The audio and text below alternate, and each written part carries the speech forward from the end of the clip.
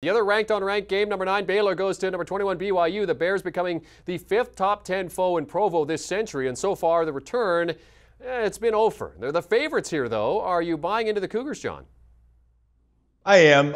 First of all, I think BYU is one of the. If you haven't been there and seen a game, it's a pretty cool place to be. Pretty cool place to call a game. It's very scenic. It's awesome to be there. I just look at this game and I see a couple of different things. I think it's going to be a slow game, at least coming out of the gates in the first and second quarters. I think it'll open up. I think both teams are going to spend some time feeling each other out.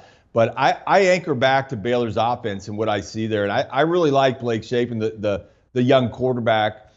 He's very cerebral. He's very good at what he does. And he doesn't do a lot of stupid things with the football. He doesn't panic. He's got some nuance about him when he's trying to, when the edge rushers are coming out, he'll step up in the pocket instead of just tucking the ball and running. He's got playmakers. But, guys, here's what kind of does it for me. These guys arguably have the top, one of the top offensive lines in all of college football. I mean, certainly top 10, maybe not top 5, but they've got 4 starters back. And this is a very good offensive line behind a very stable quarterback. Smart, does what he's very methodical in what he does. And by the way, they've got, 4 stables at the running back position. So they've got athletes they can bring in there, bring out. I just like the situation. Plus, I'm going to get points. I think there's going to be too much speed and athleticism at the end of the game, and I like Baylor in this situation. I like the game over. I think it starts fast. Both 2 very good quarterbacks, Sharpen and Hall. I love Hall, and I know there's 2 starting wide receivers out for BYU. They do equal 2.5 points to the betting line and 2.5 points to the total.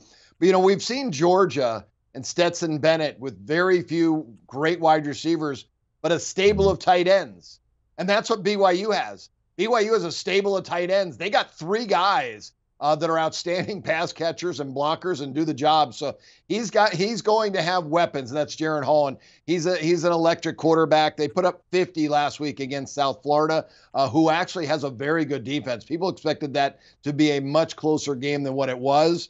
And we looked at Baylor last week, 69 points. I know it was Albany, but it takes a lot to get 69 points against anybody. You've got to have solid players, and this Baylor team does. So I'm going over the total.